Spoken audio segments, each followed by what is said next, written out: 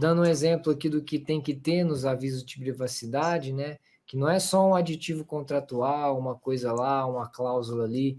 Existem coisas que você precisa informar. Então, você precisa informar de forma bem clara quem é o controlador, né? Então, apresentar todos os dados da empresa, né? Para que ela se identifique de forma muito clara.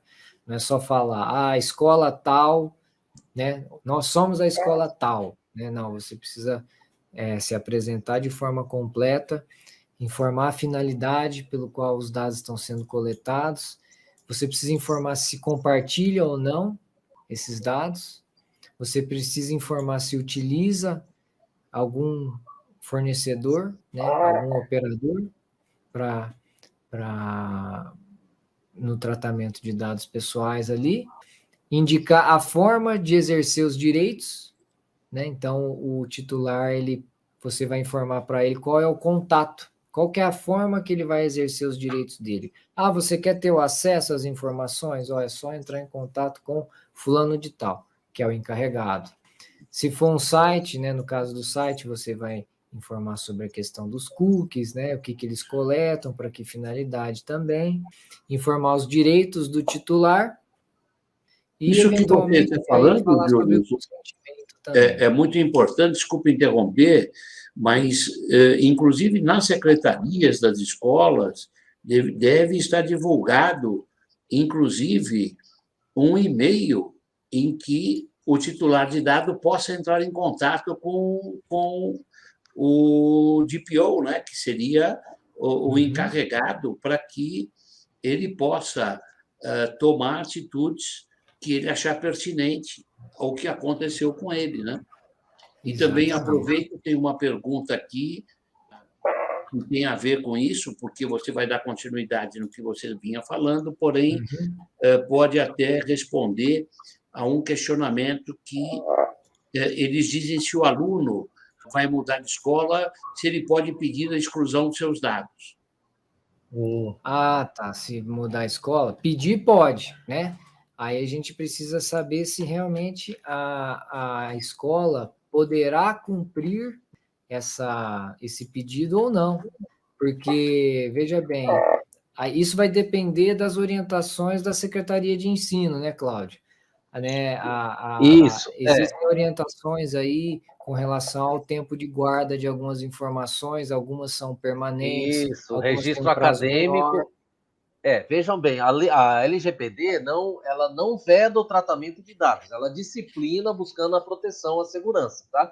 Você tem que combinar a LGPD com outras leis. Nós temos a LGPD, nós temos o próprio Código Civil, porque celebrou um contrato, né, vai gerar obrigações aí civis e tem questões tributárias envolvidas.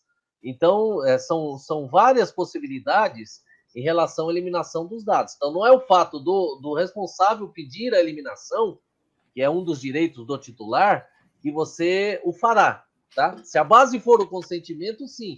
Agora, um contrato de prestação de serviços educacionais é um contrato, né? Então você pode, inclusive, manter essas informações até para uma eventual discussão judicial, uma ação de cobrança por inadimplemento, uma questão tributária, uma questão acadêmica também, conectando com todo o sistema, né, legislativo que permite a manutenção desses dados, até para falar não, né, para esse responsável legal. Então, não é porque ele pediu que você vai promover a exclusão. Agora, a resposta que tem que ser dada a esse titular, a esse responsável legal, né, se no caso for criança e adolescente, né, aspas, os menores, você vai dizer, olha, eu não posso eliminar por conta da lei tal, e ponto, tá? E deixa ele bater na porta da NPD, no judiciário. Se você tiver feita toda a lição de casa, como disse o doutor Júlio, um bom diagnóstico, quais são os processos de tratamento de dados, quais são as hipóteses legais, você vai refutar, né, esse pedido do titular, porque é indevido e até ilegal, tá? Então não é porque ele pediu a eliminação que você tem que eliminar. Vou dar um exemplo bem concreto.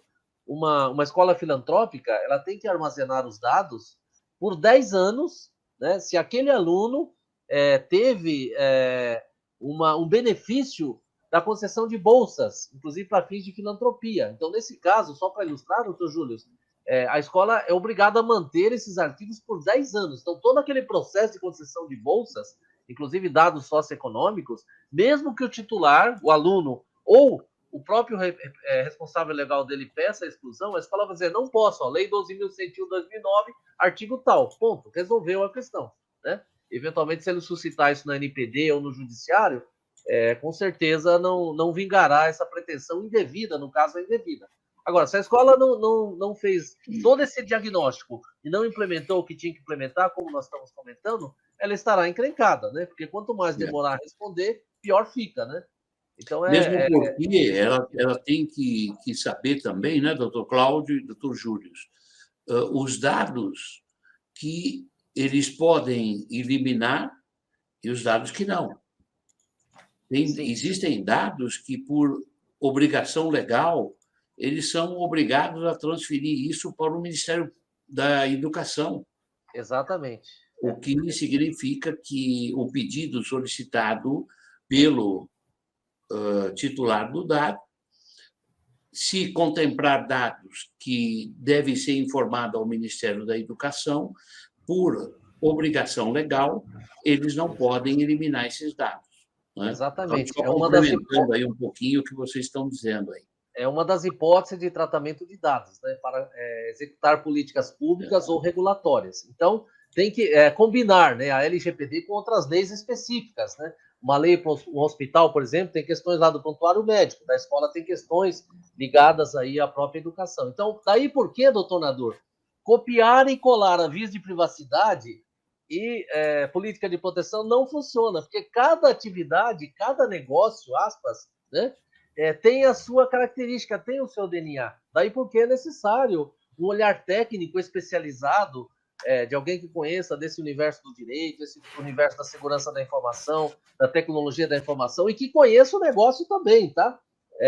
Como é que funciona as questões da escola. Daí porque a parte do diagnóstico, a ferramenta é uma série de entrevistas para que o consultor, o analista, entenda os processos de proteção de dados, enfim, e faça a adequação necessária na fase 2, que é implementar ações para garantir a conformidade à Lei Geral de Proteção de Dados. Então, não é para amadores, tá? Não é para amadores. Infelizmente, o que nós temos visto e ouvido, doutor Júlio e doutor Nadur, é mais ou menos assim, copiar, colar da internet política de privacidade, vamos criar lá um e-mail para receber as demandas, vamos fazer de conta que nós estamos fazendo, o nosso operador também, e esse faz de conta vai custar caro a médio e longo prazo, ok? Porque não sobrevive a uma demanda do titular ou da própria NPD. Então, esse barato sairá caro depois, infelizmente, tá?